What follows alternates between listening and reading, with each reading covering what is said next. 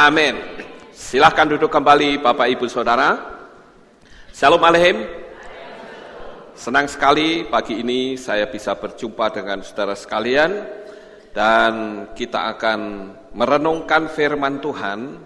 Mari kita buka kitab suci kita saudara-saudara di dalam kitab Lukas pasal 17 dan kita akan membaca ayat dari mulai ayat 1 saja ya.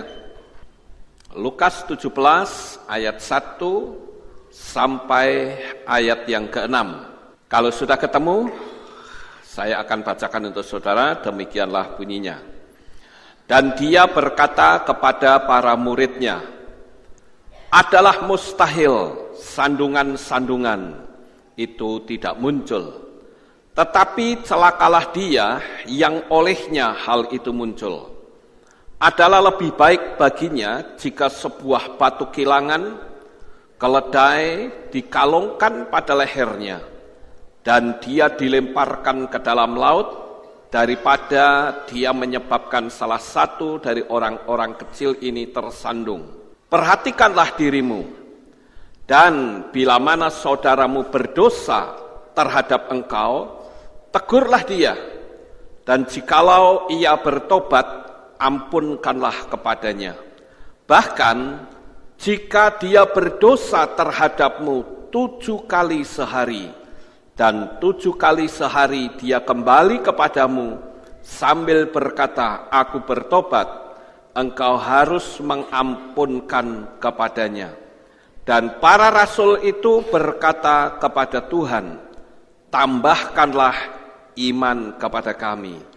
Lalu Tuhan berkata, sekiranya kamu mempunyai iman seperti biji sesawi, kamu dapat berkata kepada pohon murbei ini, tercabutlah dan tertanamlah ke dalam laut, maka dia taat kepadamu. Sampai di sini pembacaan kitab suci kita. Nah, ada satu hal yang cukup menarik, saudara-saudara, yang bisa kita lihat di pembacaan kita, yaitu iman sebesar biji sesawi. Mungkin kita berpikir iman sebesar biji sesawi itu kan terlalu kecil. Tetapi Yeshua katakan iman itu bisa memindahkan pohon murbei, bahkan bisa memindahkan gunung. Betapa bahagianya jikalau kita bisa memindahkan seperti apa yang Yeshua katakan. Tentu di sini Yeshua juga menggunakan sebuah perumpamaan. Gunung itu bukan cuman berbicara tentang gunung yang benar-benar, tetapi juga bisa menjadi gunung masalah kita. Sebesar gunung sekalipun akan bisa dipindahkannya. Kalau saudara pernah pergi ke Israel, ada satu tempat yang kita kunjungi, yaitu Bukit Mukatam. Saudara tahu di Bukit Mukatam itu adalah bukit di mana orang-orang Kristen pada waktu itu ditantang oleh seorang raja kafir. Dan dia ditantang untuk membuktikan bahwa bukit ini bisa pindah. Kalau pindah, maka saya akan menjadi orang Kristen. Tetapi kalau tidak pindah, kamu semua akan aku bunuh. Lalu dalam cerita itu mereka berdoa. Dan ternyata bukit itu pindah, saudara. Yang dikenal Bukit Mukatam. Atau orang menyebutnya dengan gereja sampah di Mesir. Wah, ini sangat luar biasa. Nah, pagi hari ini, saudara-saudara, kalau kita berbicara tentang biji sesawi, maka kita akan melihat biji sesawi yang seperti apa yang dimaksud oleh Yeshua. Kalau kita melihat di gambar ini, saudara-saudara, kita sudah menemukan, oh bijinya seperti itu. Tetapi, kita tentu tahu bahwa biji sesawi itu ada 3 jenis, atau 3 jenis pohon sawi. Yang pertama adalah sawi putih. Nah, ini yang sering kali kita lihat. Sawi putih ini di bahasa Latinnya adalah Synapsis hirta. Ya, nah itu sawi putih. Kemudian ada lagi sesawi coklat. Bijinya sama kecilnya. Nah, yang coklat ini dalam bahasa Latin disebut Brassica juncea. Ini juga merupakan biji sesawi. Tetapi yang dimaksud oleh Yeshua bukan yang tadi, saudara. Karena kalau biji sesawi yang tadi, itu tumbuhannya tidak bisa tinggi. Makanya kalau kita tidak memahami akan maksud yang Yeshua ucapkan, mungkin kita akan berkata, loh, sesawi mana bisa tinggi? Selama ini kita melihat sesawi itu ya sayuran yang tingginya paling tidak lebih dari 30 cm. Betul ya saudara? Lalu yang mana sebetulnya? Nah, inilah yang dimaksud oleh Yeshua. Biji sesawi jenis Brassica nigra. Nah, kalau saudara melihat di sini itu seperti kayak buah ya, tetapi ketika dibongkar, nah di sini di dalamnya muncul bijinya. Kecil sekali di dalam sini. Nah, biji sesawi itu kalau ditanam, maka dia bukan seperti sesawi yang cuma 30 cm, tetapi yang tingginya bisa mencapai 6 meter, saudara. Ya, jadi dengan saya memberitahukan ini, saudara bisa memahami ya. Artinya saudara tidak akan berpikir lagi bahwa, oh sawi itu cuma 30 cm. Tidak. Tetapi jenis ini memang bisa tinggi sampai 6 meter, saudara. Jadi, apa yang diucapkan Yeshua benar gak? Benar. Tapi kalau kita menggunakan pola kita ya mungkin kita akan berkata, mana bisa, nggak bisa itu. Ya, nah ini saya lihat di ensiklopedia, ternyata ada 3 jenis sesawi. Nah, yang akan kita selidiki adalah apa maksud dari ucapan Yeshua kok bisa mengatakan iman yang sebesar biji sesawi. Ini sangat kecil sekali, ya, yang tadi ini ya, sangat kecil sekali. Kok bisa memindahkan gunung, saudara? Nah, ini tentu sangat menarik sekali. Nah, yang kita perhatikan, saudara, makanya tadi saya minta untuk kita membaca dari ayat 1, rasul-rasul itu minta ditambahi imannya. Ternyata seseorang itu tidak mutlak memiliki iman yang besar. Dimulai dari hal yang kecil saja. Dan itu sudah menjadi start awal untuk kita bisa mendapatkan sesuatu. Contoh misalnya, saya mau tanya pagi ini siapa yang belum punya rumah? Rumahnya masih kontrak, angkat tangan. Wah, ada 1, 2, 3 belakang, ada ya banyak ya. Kalau saya katakan berimanlah bahwa engkau pasti punya rumah sendiri.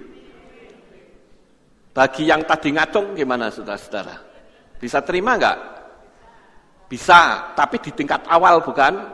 Nah, itu yang namanya iman sebesar biji sesawi, saudara. Saudara pasti akan mikir, loh saya dapat duitnya dari mana? Iya toh? Saudara nggak akan pernah mikir nantinya itu seperti apa.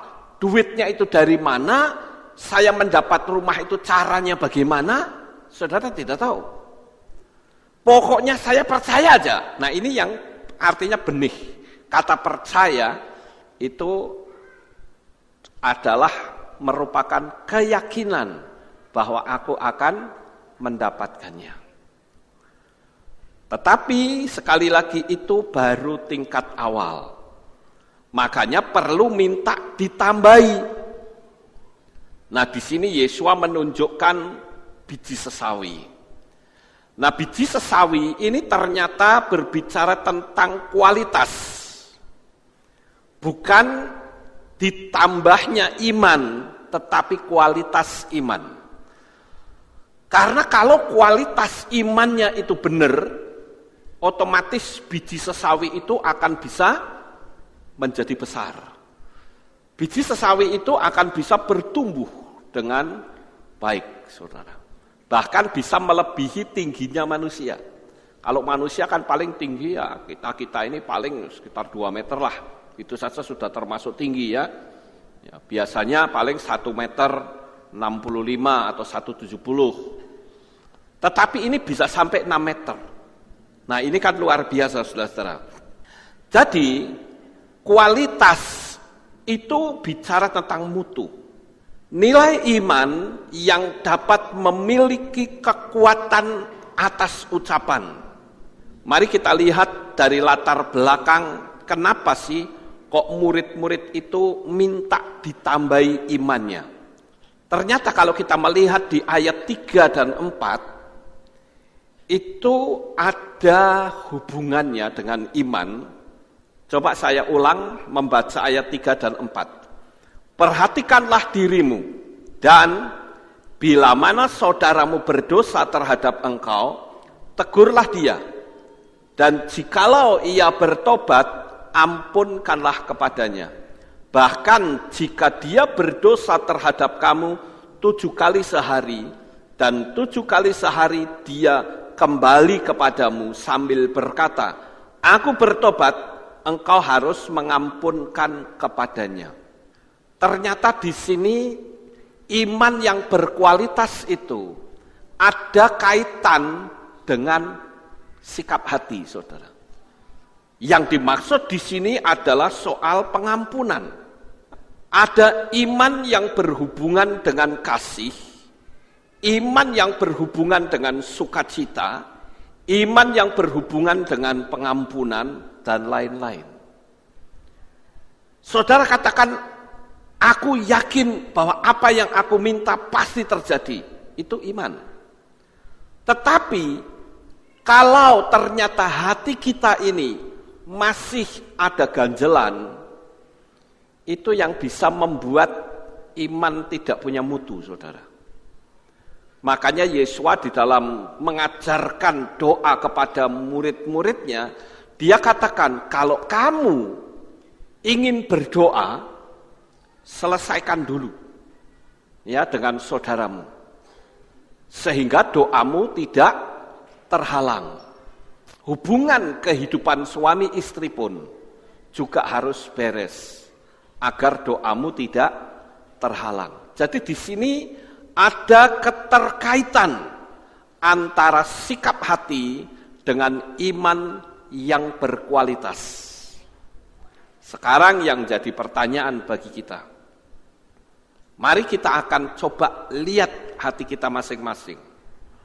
Adakah ganjelan di dalam hati kita? Adakah rasa dengki di dalam hati kita? Mungkin saudara berkata, loh itu orang-orang politik banyak mendengki orang lain, kok berkatnya besar? Nanti dulu berkat yang seperti apa yang dimaksud Tuhan. Dari kita yang biasa-biasa saja menjadi luar biasa, itu karena sikap hati yang berkenan di hadapan Tuhan. Nah, Bapak Ibu Saudara yang terkasih, iman itu sebetulnya sama, cuman kualitasnya yang berbeda-beda. Saya ambil contoh misalnya saja Zakai. Sebelum dan setelah jumpa dengan Yesua, ada perbedaan yang sangat menyolok. Coba kita lihat sejenak, saudara-saudara. Kita buka di dalam Lukas pasal 19 ayat 8. Lukas 19 ayat yang ke-8 dikatakan, namun sambil berdiri, Zakeus berkata kepada Tuhan, lihatlah, setengah dari apa yang menjadi milikku, Tuhan, aku memberikannya kepada orang-orang miskin. Dan sekiranya dari seseorang ada sesuatu yang telah aku gelapkan, aku akan mengembalikannya 4 kali lipat. Coba saudara renungkan sejenak ini, sikap orang ini ya. Ini orang haus kekayaan, saudara. Betul-betul gila haus kekayaannya. Karena dia sebagai kepala pemungut cukai, bukan pemungut cukai ya, tapi kepala. Mungkin orang bolehlah menyebut dirjen pajak begitu. Dan kekayaan yang dia dapatkan itu ilegal, saudara. Yaitu memeras bangsanya sendiri. Jadi betapa jahatnya orang ini. Tetapi waktu itu belum ketemu dengan Yesua.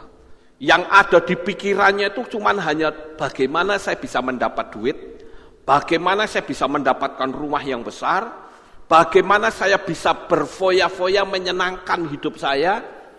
Pokoknya orang lain mau susah kayak masa bodoh.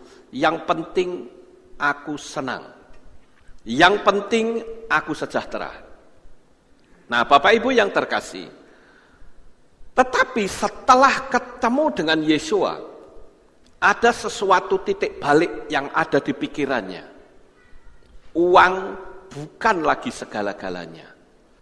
Dan dia memperbaiki citra dirinya dengan mengembalikan apa yang pernah dia curangi dari rakyat itu. Kita bisa membayangkan bagaimana ketika ajudan dari Zakheus ini datang dan mengetuk pintu ke rumah orang yang pernah diperasnya. Pasti orang itu akan terkejut dan akan berpikir, waduh ada apa lagi nih? Zakheus suruh orang datengin saya. Tapi orang itu berkata, maaf Pak, saya diperintah oleh Tuan Zakheus untuk mengembalikan uang sekian kali lipat. Apa yang ada di pikiran orang yang biasa diperas? Pasti dia akan terkejut dan dia akan berkata, kok luar biasa sekali Zakheus ini? Kenapa hatinya penuh kasih? Kenapa hatinya betul-betul mencintai kita? Ada apa ini? Nah, yang terjadi adalah pertemuan dengan Yesua pada saat itu. Jadi sekali lagi, iman yang disebut berkualitas, iman yang mampu memindahkan gunung, itu ada keterkaitan dengan sikap hati, saudara. Makanya saya ajak untuk kita merenung, sikap hati saya itu bagaimana? Bukankah kadangkala kita ingin mendapatkan rumah? Jangankan kok mendapatkan rumah, untuk hidup sehari saja, setengah mati. Untuk menjalani hidup dari hari ke hari saja, kadangkala kita bingung, besok makan apa? Boro-boro terpikir punya rumah, kan begitu saudara. Itu artinya orang punya iman, yakin dia bisa punya rumah, tapi nggak ada kualitas di dalamnya. Nah, itu sebabnya mari kita belajar untuk kita memperbaiki sikap hati kita. Dengan kita memperbaiki sikap hati kita, maka tidak ada lagi yang disebut mustahil yang akan mendatangi saudara. Tetapi sebaliknya, justru kemustahilan itulah yang akan diubah oleh kehidupan kita. Hanya dengan ucapan saja. Nanti di sini kita akan melihat bagaimana dahsyatnya ucapan Yesua itu. Nah, Bapak Ibu yang terkasih, sangat mudah untuk mengingat dan menghakimi orang atas dosa dan masa lalunya. Namun, yang Tuhan lihat adalah pertobatannya.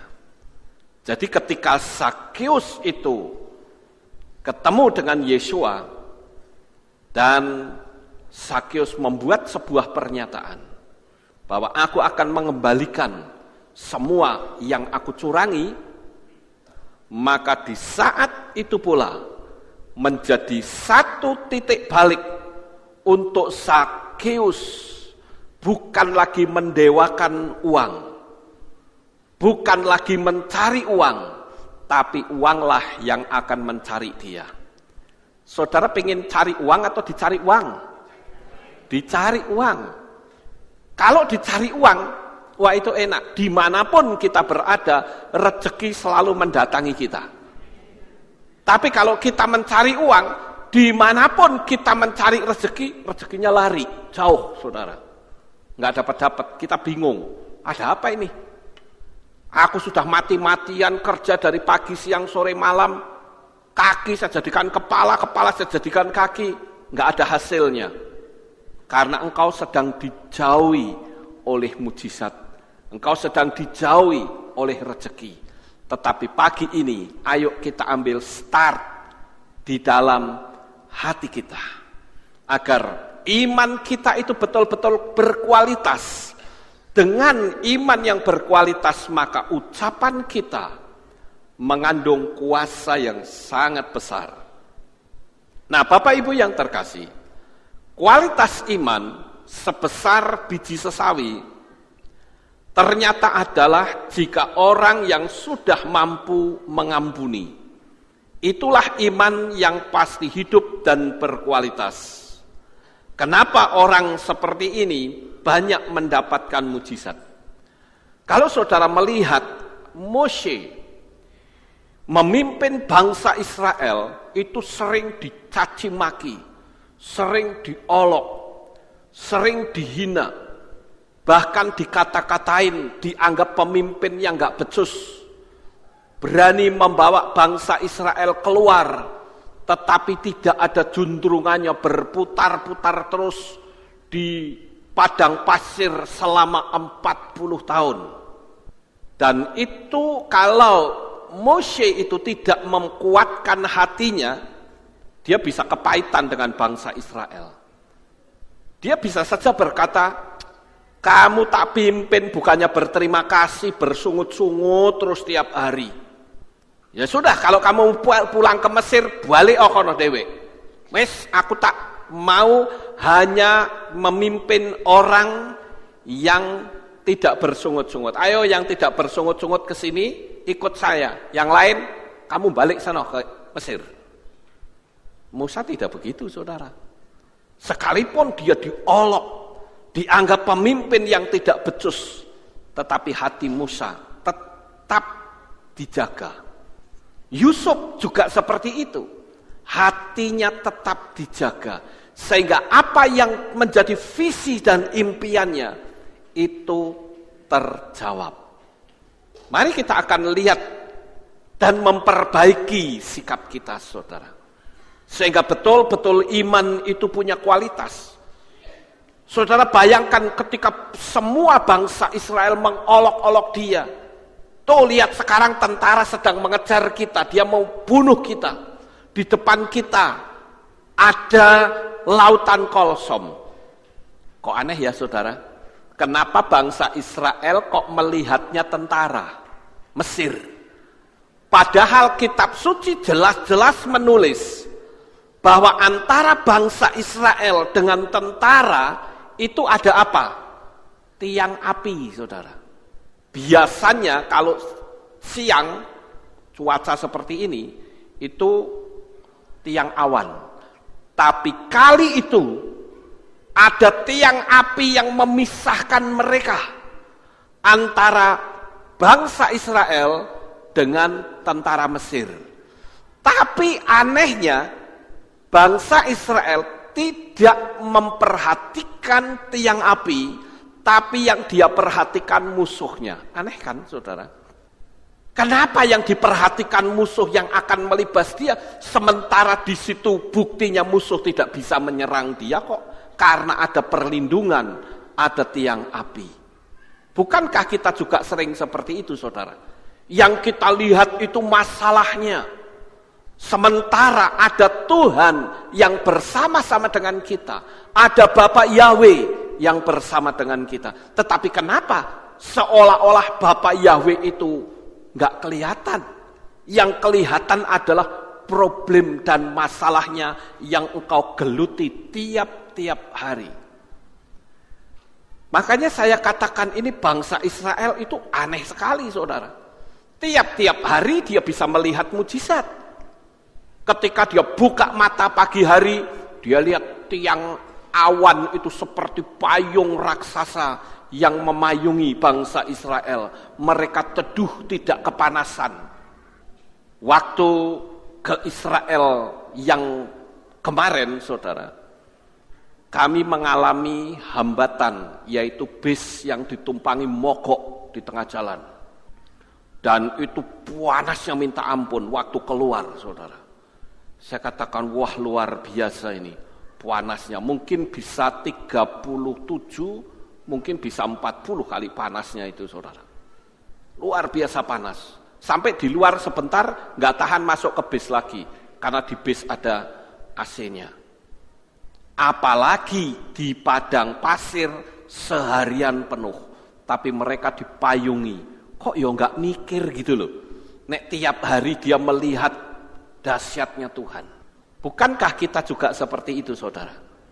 Saat kita bangun pagi, buka mata, itu sudah melihat kasih dari Bapa Yahweh. Amin?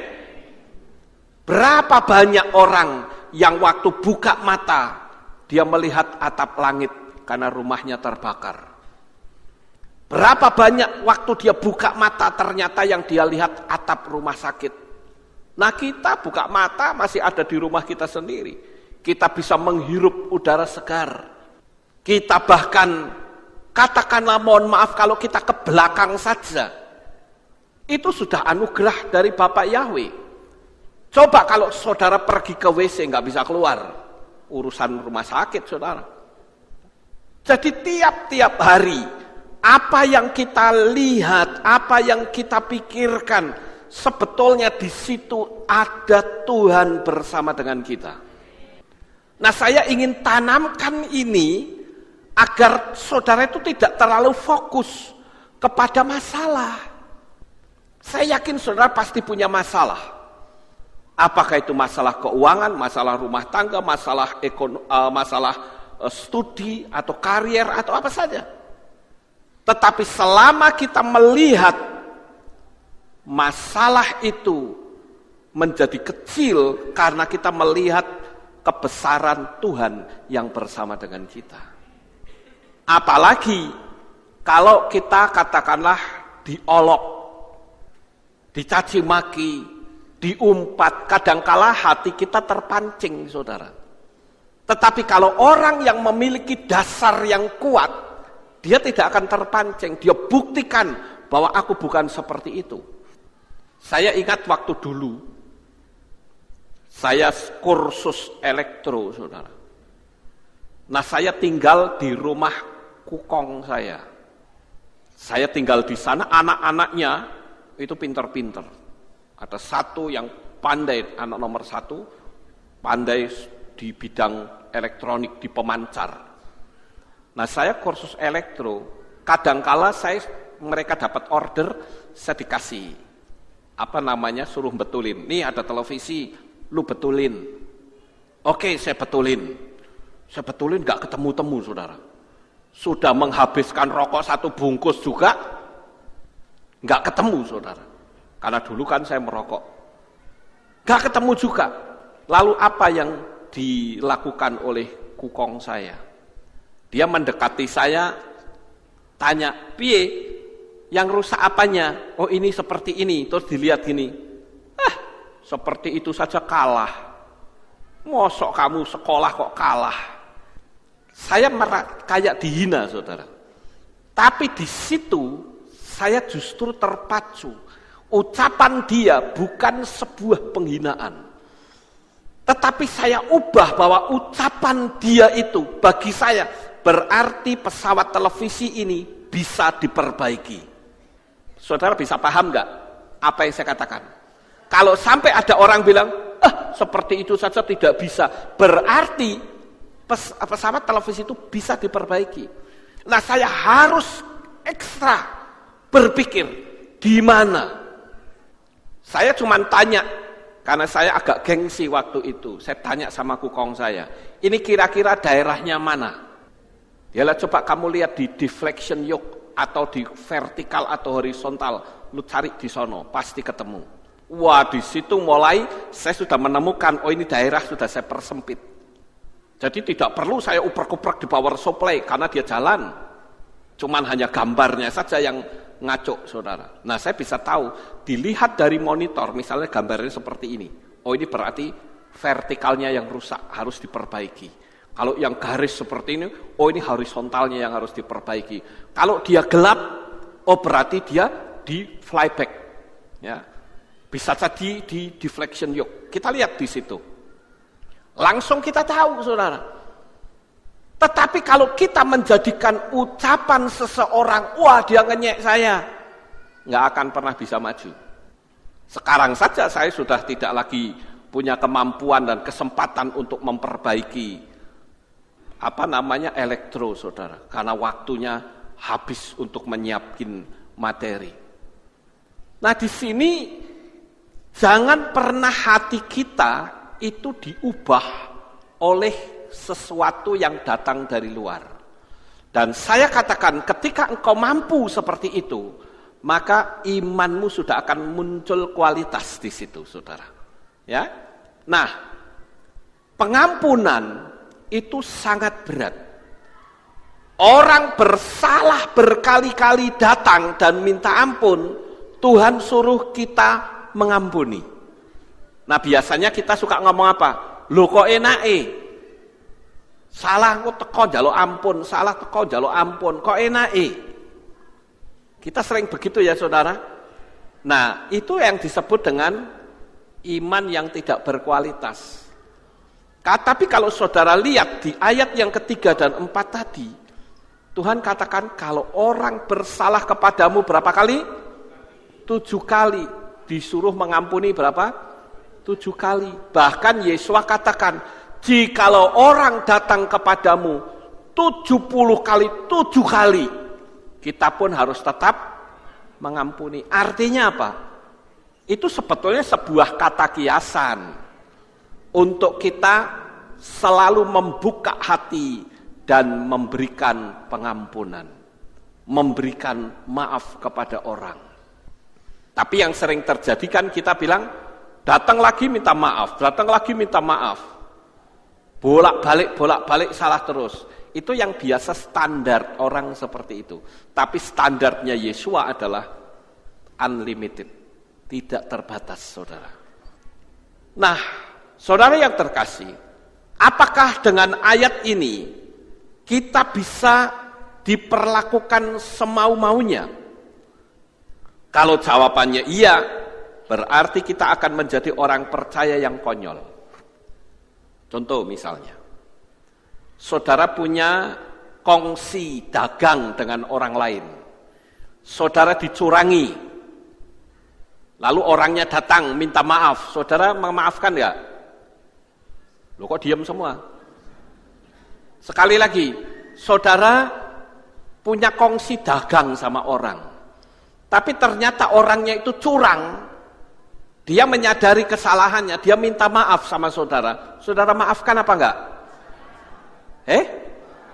Ya syukurlah kalau bisa memaafkan, saudara. Soalnya tadi kok diem. Ya. Nanti jangan-jangan di hati saudara bilang, kok enak duit wis dijake. Enak wae njaluk maaf. Nah, bisa saja kan seperti itu.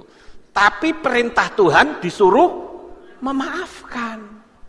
Kenapa? Karena dengan engkau memaafkan, engkau akan tetap memiliki kuasa atas ucapan. Artinya, saya suka membahasakan dengan bahasa yang gampang, yang pernah nenek saya katakan kepada saya dulu. Dia bilang begini, kalau kamu dicurangi orang, dan orang itu ngaku, ya maaf no wae. Soalnya apa?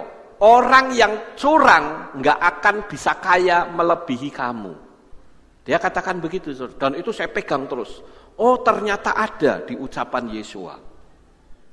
Jadi bisa saja nenek saya ngomong begitu karena dia dengar dari gereja.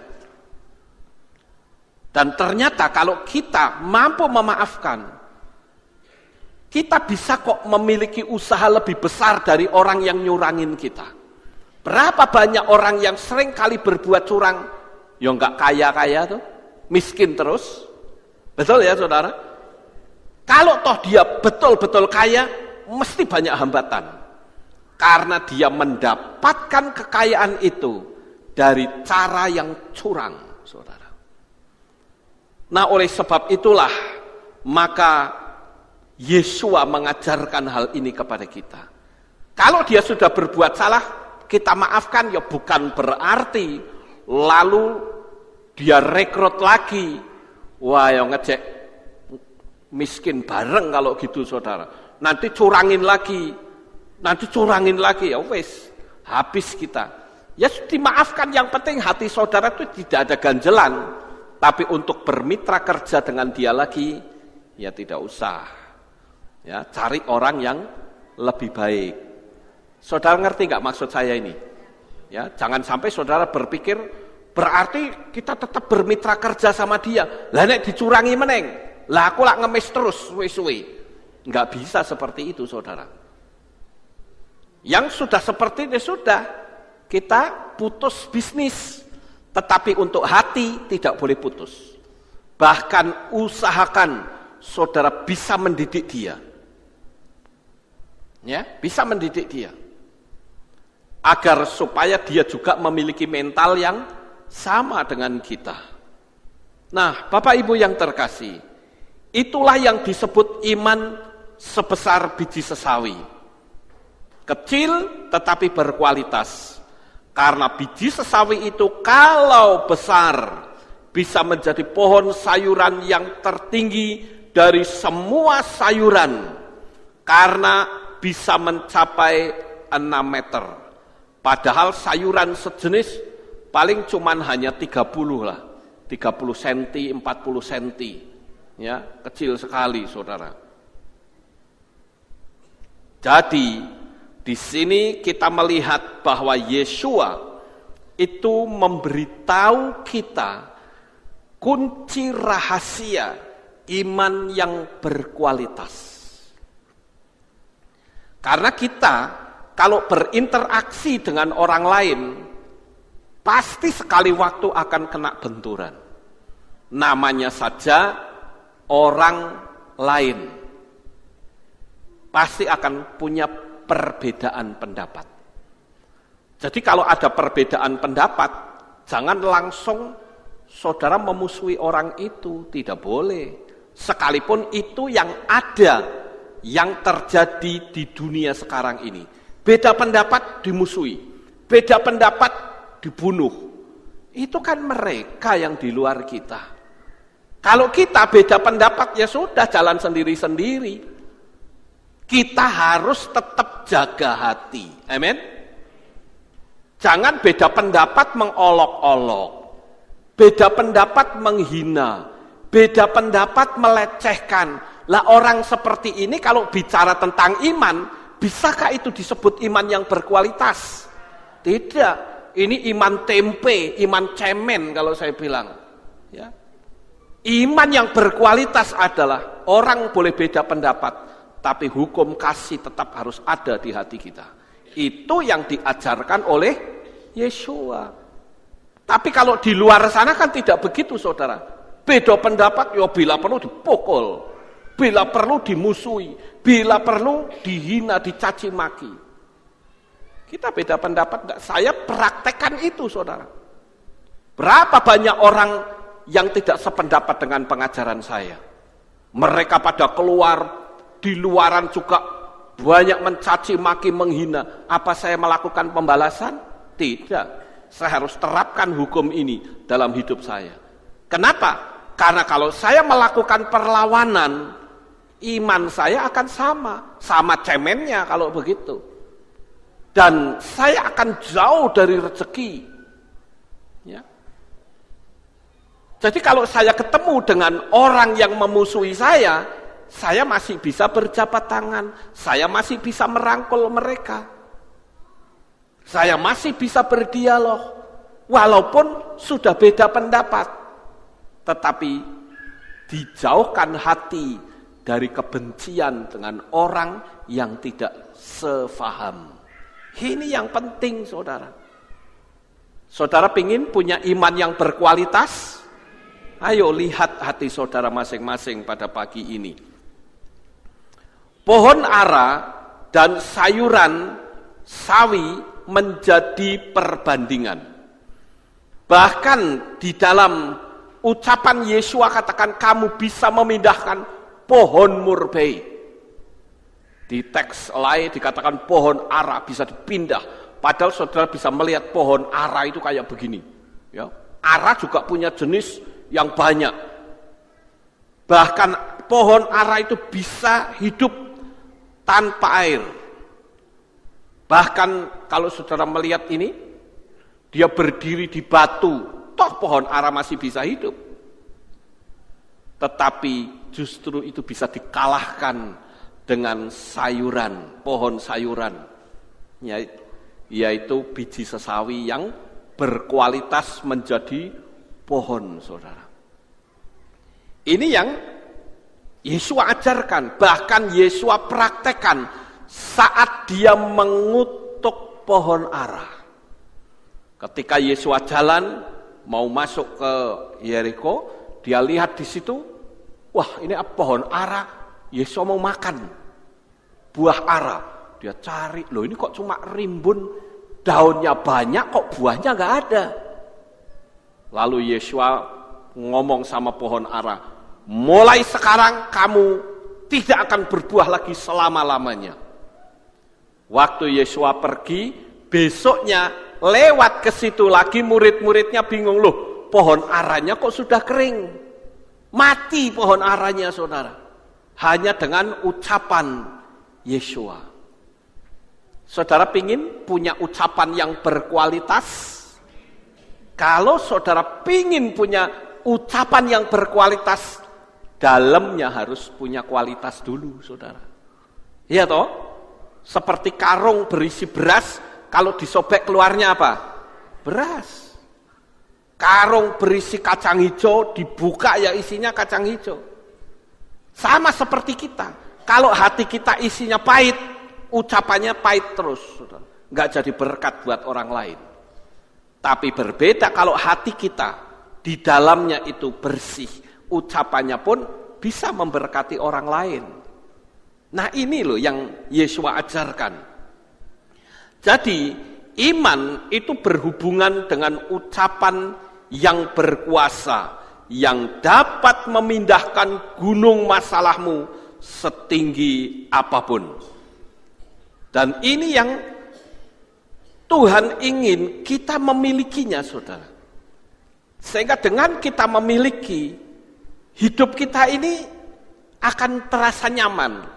Makanya saya berulang kali mengatakan, kalau kita lahir miskin, itu bukan kesalahan kita. Tetapi kalau kita mati miskin, nah itu yang perlu dipertanyakan. Kenapa kok bisa mati miskin? Selama hidup di dunia ini, berapa puluh tahun, kita isi dengan apa? Kalau hatimu penuh dengan kedengkian, penuh dengan kepahitan hati, saya bilang kau akan sulit untuk mendapatkan rezeki yang besar. Rezekinya ya paling cuma hanya netes-netes saja, saudara. Karena ada sumbatan. Sumbatan itu yang harus dikeluarkan. Makanya saya jadi ingat kalau bicara sumbatan. Ketika dulu saya masih pertama merintis di Magelang ini, saya besok ke jemaat. Saya ingat waktu itu besok ke daerah Mertoyudan sana, ke tempatnya Bu Korinti, naik sepeda motor butut. Waktu pulang, sepeda motornya mogok di tengah jalan, saudara. Saya jengkelnya setengah mati.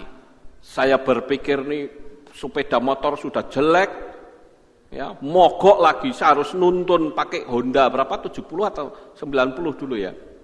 Honda 70, saudara. Saya harus nuntun dari Mertoyudan sendirian. Lama-lama kan capek, saudara. Lewati sawah tuh pikiran saya sempat berpikir, ki sepeda motor tak buang sawah bepo yo sisan. Ya, sempat saya bededeg gitu, saudara. Tak bualang ke sawah wis sisan regane ora piraha tapi sok kemaki sepeda motor. Ya. Ini sepeda motor setiap saya pakai mesti jiong, ngajak tukaran, saudara. Saya pikir tak bualang ke wae. Cuman saya berpikir lagi, wah nanti nek saya butuh gimana ya? Waduh, wes ora usahlah.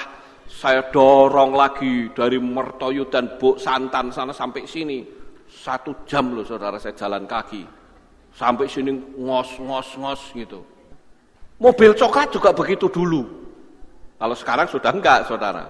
Dulu gitu, setiap saya pakai jiong pasti ngejek tukaran saudara. Saya bilang ini gimana sih ini mobil ini. Tapi akhirnya saya berpikir gini. Oh ini pikiran positif saya. Oh berarti saya enggak boleh pakai mobil butut. Ya. Tuhan ingin saya pakai mobil yang bagus. Ya sudah, Tuhan kasih saja yang bagus dong. Akhirnya Tuhan kasih yang bagus, saudara. Selama pikiran kita positif, ternyata hasilnya juga menjadi positif. Nah sekarang yang jadi pertanyaan, ketika engkau mengalami satu benturan masalah, apakah pikiran kita bisa positif? Ketika saya naik sepeda motor, mogok motor itu masalah buat saya.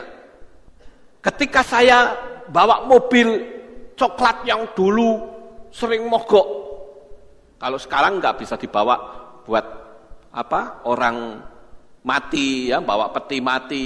Lah kalau dulu saudara, ya ampun ini mobil. Terus yang kecil juga gitu. Pernah sekali waktu saya pergi ke Jogja yang kecil yang Amenity itu. Yang tipe sport. Waktu ke Jogja, wah AC-nya mati, itu power window-nya juga mati. Jadi saya berdedek di dalam itu kepanasan saudara. Jalan berapa kilometer berhenti, tak buka saya keluar kempis-kempis dulu. Ya, terus nanti masuk lagi, jalan lagi. Kenapa? Karena di dalam panas. Power window-nya tak buka, enggak mau buka saudara. Nah, di sini ini masalah buat saya. Tapi dengan saya berpikir positif, saya katakan, oh berarti Tuhan itu mau ngasih mobil yang baru. Akhirnya dikasih mobil baru. Nah, ini yang saya ingin saudara paham. Yang berikutnya, saudara-saudara, ingatlah, di dalam diri saudara ada potensi yang maha dahsyat. Karena kita diciptakan serupa dan segambar dengan Bapa Yahweh. Nah, tetapi setan membuat kita lupa akan kedahsyatan potensi kita. Sekarang coba, berani nggak saudara ngomong pada diri sendiri? Kalau saya misalnya, saya katakan, hai Lukas, kamu punya potensi yang besar untuk mengalahkan dunia ini. Saudara berani ngomong itu? Berani gak? Ayo sekarang ngomong, saya kasih aba-aba, katakan pada diri sendiri, sebut nama saudara, katakan, aku punya potensi yang besar untuk mengalahkan dunia. Saya kasih aba-aba, 1, 2, 3. Nah, tapi saya lihat belum semua loh. Berarti ada juga yang masih ragu. Lah kalau seperti ini kok mau bicara mujizat? Mana bisa? Tuhan itu bekerja, ada rule, ada aturan main. Aturan main adalah ucapan kita. Ingat itu. Saya pernah ajari saudara di Mane Magnet, dan yang mempraktekkan banyak yang mengalami mujizat. Bahkan orang-orang luar kota, luar pulau yang mengakses video saya, mereka banyak memberikan WhatsApp dan mengatakan terima kasih untuk pengajarannya. Sekarang ekonomi saya naik dengan sangat luar biasa karena ucapan. Lah baru ucapan mengklaim diri sendiri saja saudara sudah tidak berani. Kok mau bicara iman yang berkualitas? Mana bisa? Engkau diam, itu bukti keraguan itu masih besar dalam hidup saudara. Kalau saya tidak ragu, mungkin saudara berkata gini, ayo nek dadi, nek ora, tidak mungkin jadi. Saya katakan, amin? Tidak mungkin jadi. Tapi kalau saya katakan, Lukas, kamu mengalahkan dunia, yakin. Pasti jadi saudara. Amin. Lah nek apa bisa? Saya jawab no problem. Tidak ada yang mustahil bagi orang percaya. Tapi masalahnya kita itu sudah dididik dari kecil. Setan juga menggunakan bahasa yang rohani. Dengan berkata, ojo sombong. Oh, enggak boleh sombong ya? Ya wes lah. Kamu sekarang kaya ya? Enggak, saya enggak kaya kok, saya miskin. Jadi, apa yang kamu katakan? Paham tidak ini, saudara? Hati-hati loh dengan ucapan kita. Kadangkala setan menggunakan pola yang rohani. Kamu harus rendah hati. Ingat, rendah hati dan sombong itu bedanya tipis. Misalnya, ada orang yang miskin tapi mengatakan, ya saya kan lebih baik seperti ini. Kan yang penting rohani. Itu sebetulnya juga sedang menyombongkan diri, bisa, saudara. Jadi kalau Tuhan ajarkan kepada kita, ucapan kita mengandung kuasa, dan engkau tidak mau mempraktekkan, tapi yang banyak mempraktekkan itu jemaat YouTube, jangan salahkan dirimu sendiri. Karena engkau yang pegang kata-kata itu.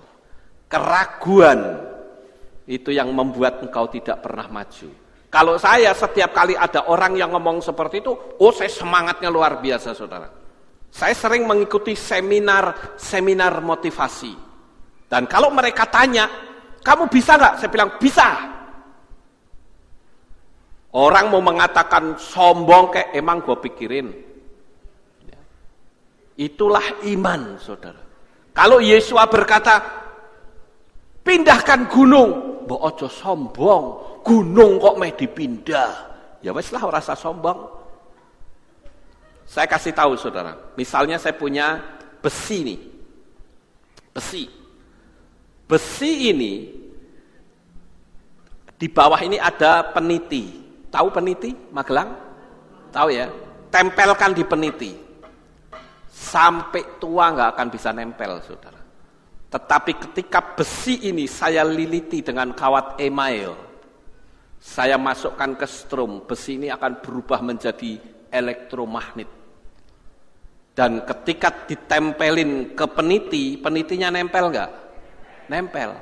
Bahkan dia bisa menempelkan besi yang lebih berat dari tubuhnya sendiri. Tapi ketika besi ini tidak punya energi, jangankan kok besar lebih dari tubuhnya sendiri, peniti jarum sajalah nggak akan bisa nempel, saudara. Sama seperti kita. Makanya saya ajari saudara untuk berani mengucapkan hal-hal yang dahsyat atas dirimu sendiri. Amin. Saudara yang tadi mungkin ragu-ragu sudah punya keberanian untuk mengucapkan atau belum? Halo? Ayo saya coba sekali lagi ya. Saudara sebut nama saudara. Misalnya saya. Hei Lukas, kamu adalah orang yang mampu mengalahkan dunia. Saya berani toh? Nah sekarang saya coba. Saya kasih aba-aba. Katakan. Sebut nama saudara, katakan, aku mampu mengalahkan dunia. Saya akan coba lihat saudara sudah punya keberanian atau belum. 1, 2, 3. Nah, itu. Tapi saya masih lihat ada yang diem, saudara. Dari sini kan saya lihat semua, dari ujung ke ujung. Saya masih lihat yang diem. Ngomong apa to kowe sakjane? Iya toh? Dan saya katakan orang yang seperti, mohon maaf saudara, ini agak menyakitkan hati saudara. Engkau sulit untuk mendapatkan mujizat. Saya bukan mengutuki, tetapi saya mengajarkan. Yesua memberitahu, ucapan kita memiliki kuasa. Markus 11 ayat 24 katakan, apa saja yang kamu minta dan doakan, percayalah bahwa kamu telah menerimanya, maka hal itu akan diberikan kepadamu. Telah menerima, haleluya. Telah menerima di mana? Di alam yang tidak kelihatan, engkau mencipta apa yang kau inginkan. Saya katakan kepada salah satu jemaat di Bangun Nemo, saudara. Saya katakan, kamu beriman untuk punya tanah di pinggir jalan. Dia bilang, baik Pak, saya imani. Dan sekarang dia sudah punya tanah, sedang dibangun lagi, saudara. Enggak tanggung-tanggung, tanahnya itu hampir 1.000 meter. Hampir atau lebih ya. 900 meter persegi. Hampir sebesar kehilat kita loh. Bayangkan saudara. Padahal gereja-gereja yang lain, tanahnya itu kecil-kecil di desa sana. Karena ucapan, apa yang diucapkan itu jadi. Nah, kita lanjut saudara. Potensi iman yang tertidur, tidak sadar akan dahsyatnya diri kita. Saya pernah membaca sebuah ilustrasi cerita. Ada seorang peternak yang menemukan telur Raja Wali, saudara. Lalu telur itu dicampur jadi satu dengan telur ayam. Dierami oleh ayam. Dan ternyata mereka semua menetas, termasuk telur Raja Wali. Mereka jadi anak-anak ayam, saudara. Mereka jalan, mereka makan cacing. Ketika ada Raja Wali lewat, semua pada ngumpet, lari semua. Termasuk ini juga ikut ngumpet. Karena dia belum tahu potensinya, saudara. Semakin besar, tubuhnya berbeda dengan yang lain. Dan di situ dia menyadari bahwa sebetulnya aku adalah jenis burung yang bisa terbang. Tapi karena dididik oleh ayam, dia bisa terbang enggak? Enggak bisa, saudara.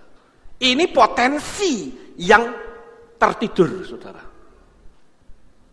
Berapa banyak kita yang dididik oleh dunia, bahkan dengan kata-kata yang nampaknya dalam tanda petik sangat rohani.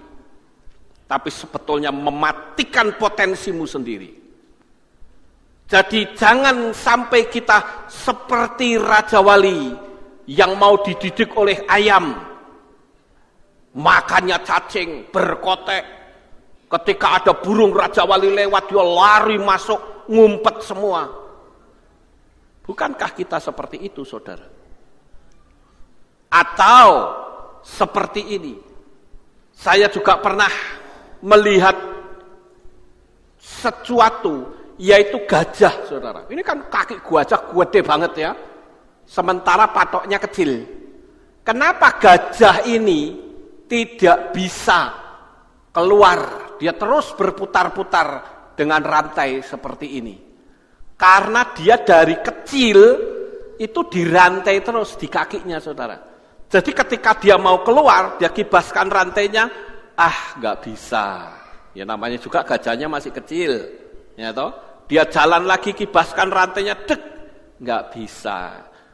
Hari berikutnya dia kibaskan lagi, nggak bisa. Akhirnya yang ditanam di otak gajah apa? Saya tidak mungkin bisa keluar dari patok itu. Padahal patoknya kecil, gajahnya makin besar, tapi potensinya tertidur, saudara. Jadi dia hanya berputar-putar terus di patok yang kecil seperti ini. Padahal dia punya potensi yang besar. Bahkan mobil saja bisa digulingkan sama gajah, saudara. Mosok sama patok kecil saja cuma dikibas-kibaskan gini. Karena di otaknya itu sudah terkunci. Sama seperti kita. Selama otak kita terkunci, bukan dengan iman yang sebesar biji sesawi, tidak lebih adalah iman biji sesawi yang kosong, nggak ada isinya, nggak ada potensinya, saudara. Nah sekarang yang terakhir, saudara, apa sih musuh iman itu? Yang pertama adalah kekhawatiran. Tadi saudara tidak berani ngomong karena khawatir nggak jadi toh? Betul tidak, saudara? Ayo kita punya Iman, yakin apa yang aku katakan jadi. Saudara nggak yakin, khawatir. Bisa ora yo? Karena engkau khawatir apa yang kau katakan itu tidak jadi. Saya katakan jadilah. Karena kekhawatiran itu ya sebetulnya iman. Tapi iman yang salah arah. Buktinya apa yang engkau khawatirkan terjadi atau tidak? Terjadi. Itu namanya iman. Cuman di arah yang keliru, saudara. Yang kedua, takut melangkah. Ini musuh iman loh ini. Punya keyakinan, tapi nggak berani melangkah, saudara. Tetapi sebetulnya kalau saudara ngerti saat hari ini, saudara katakan, sebutlah, saya punya rumah. Maka ucapan saudara itu akan diklaim oleh alam supranatural.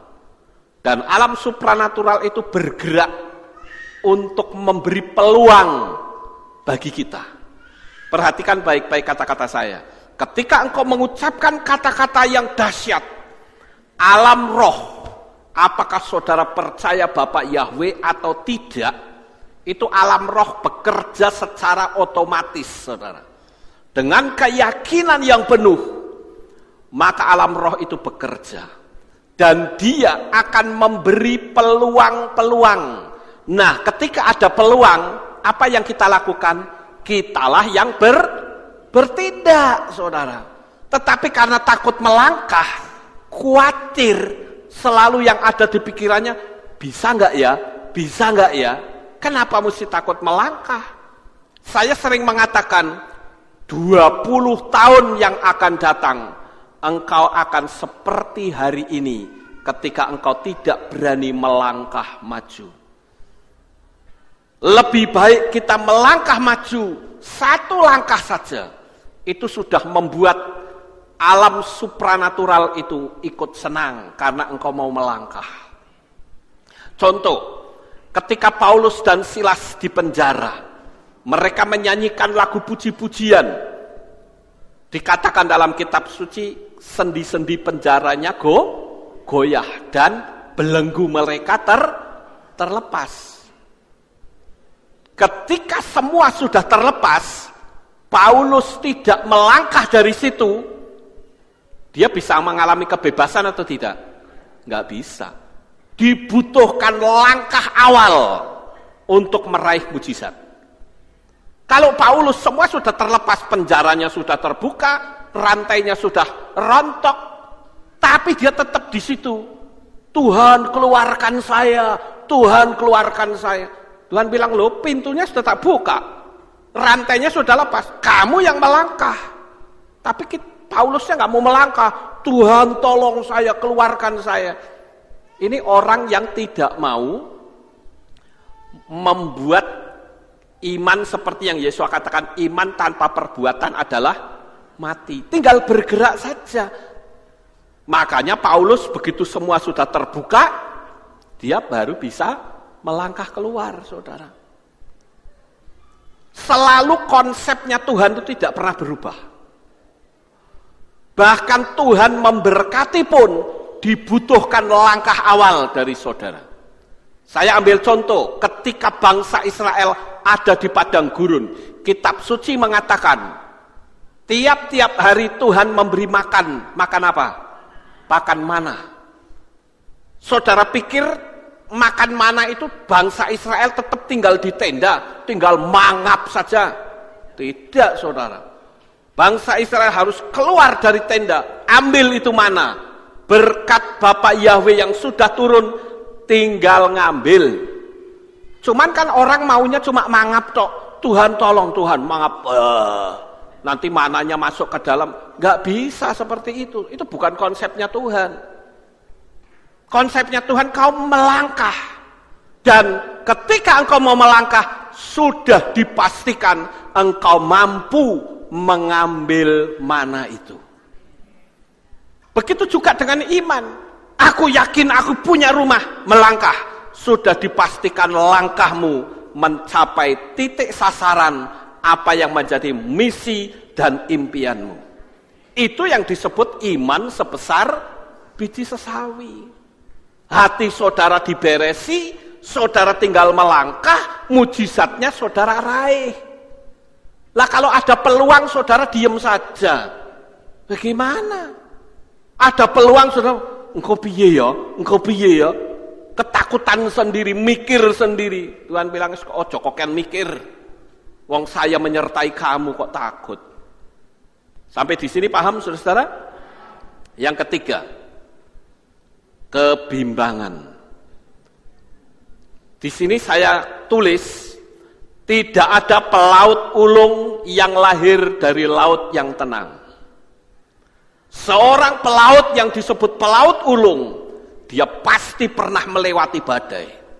Dia pasti pernah melewati kesulitan. Pada waktu saya ke Israel dulu, pertama kali tahun 96 kalau tidak salah. Saya sempat, kalau di sana kan makanannya aneh-aneh saudara, di Israel itu. Ya, ada yang jenis kayak rumput-rumputan, ya, rasanya juga rada kecut-kecut. Waktu saya makan gini ada seorang pendeta, ya, saya ingat namanya Pak Samuel Elkanah, yang punya Taman Getsemani. Dia bilang gini, wah Pak Lukas itu kok bisa ya makan makanan orang Israel? Waduh, saya ini kalau makanan orang Israel kayaknya nggak nyaman. Pak Lukas kok bisa ya? Mungkin Pak Lukas itu akan masuk dalam penderitaan. Saya bilang, salah Pak, saya sudah melewati penderitaan. Oh, jadi karena saya sudah melewati penderitaan, begini nih mah gampang, enak kok makanan Israel. Karena tidak terbiasa sehingga dia tidak mampu. Sama seperti saya ajari begini, kalau saudara punya tanggapan, kok aku dikongkon koyong ini yo, opo rak sombong, ya sudah, stop sampai di sini. Engkau tidak akan pernah mampu untuk bisa maju. Bimbang itu seperti kapal yang diombang-ambingkan laut, saudara. Diombang-ambingkan angin. Jadi kita wis ngikutin arus saja sudah. Orang ngomong apa wis nganut sana, ngomong ini nganut sini. Tidak ada pada jalur koridor. Saudara yang belum punya pacar, bisa nggak berkata, aku punya pacar yang ganteng, yang sayang sama saya, yang mencintai saya. Bisa nggak kira-kira? Bisa saja, kenapa tidak saudara? Yang penting ada arah tujuan yang benar. Nah, ini slide yang terakhir saudara. Berpikirlah yang positif, maka pikiran itu akan ditangkap oleh alam semesta. Dan alam semesta secara otomatis akan mewujudkan pikiran yang abstrak itu menjadi realitas. Berpikir besar, maka hal yang besar akan terjadi dalam hidup kita. Begitu juga kalau engkau berpikir hal-hal yang kecil, maka yang kecil yang akan terjadi dalam hidupmu. Sekarang yang jadi pertanyaan, apakah kita akan memulai hari ini dengan iman sebesar biji sesawi tetapi berkualitas? Itu jawaban ada pada diri saudara. Dan ketika engkau menjadi pelaku-pelakunya, engkau akan dapat menikmati indahnya kehidupan ini. Sukses besar untuk saudara. Bapak Yahweh memberkati. Haleluya, puji Tuhan.